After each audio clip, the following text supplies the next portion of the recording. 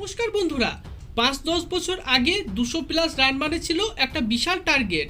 তবে এখন আইপিএল এ ২০০ প্লাস বা ২৫০ প্লাস রানও খুব সহজেই চেস হয়ে যাচ্ছে। হয়তো ৫-১০ বছর পরে আইপিএল এ ৩০০ রানও খুব সহজেই চেস হয়ে যাবে।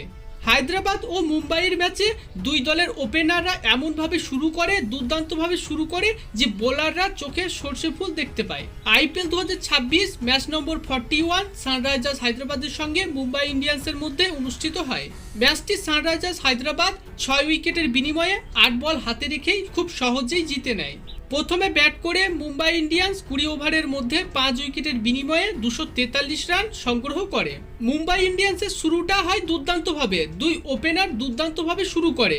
উইল জ্যাক্স ও রাইল রিকালটন এমনভাবে শুরু করে যে হায়দ্রাবাদের বোলাররা দিশেহারা হয়ে যায়।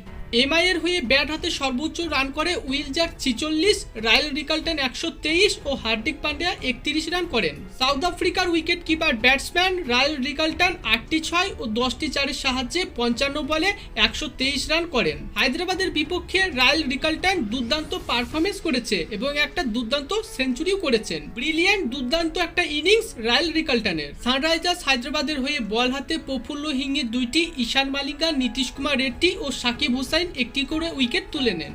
জবাবে ব্যাট করতে নেমে এসআরএইচ ১৮ ওভার ৪ বলে ৪ উইকেটের বিনিময়ে ২৪৯ রান সংগ্রহ করে। ফলস্বরূপ সানরাইজার্স হায়দ্রাবাদ একটা দুর্দান্ত জয় তুলে নেয়। জবাবে সানরাইজার্স হায়দ্রাবাদ ব্যাট করতে নেমে তাদের ওপেনিং দুর্দান্তভাবে শুরু করে। ট্রাভিস হেড ও অভিষেক শর্মা তাদের পারফরমেন্স ছিল অসাধারণ। মুম্বাই ইন্ডিয়ান্সের বিশ্বমানের বোলাররাও হতাশ হয়ে গিয়েছিল তাদের ব্যাটিং দেখে। এসআরএইচ এর হয়ে ব্যাট হাতে Abhishek Sharma ৪৫, Travis Head ৭৬, Heinrich Klaasen ৬৫ ও সালিল অ্যারোরা ৩০ রান করেন। মুম্বাইয়ের হয়ে বল হাতে ট্রেন্ট বোল্ট ও হার্দিক পান্ডিয়া একটি করে উইকেট নেন এবং মোহাম্মদ গজানফর ২টি উইকেট নেন। আইপিএল ২০২৬-এ প্রথম দল হিসেবে মুম্বাই ইন্ডিয়ান্স বিদায় নিল। তারা এই বছর আর কোয়ালিফাই করতে পারবে না।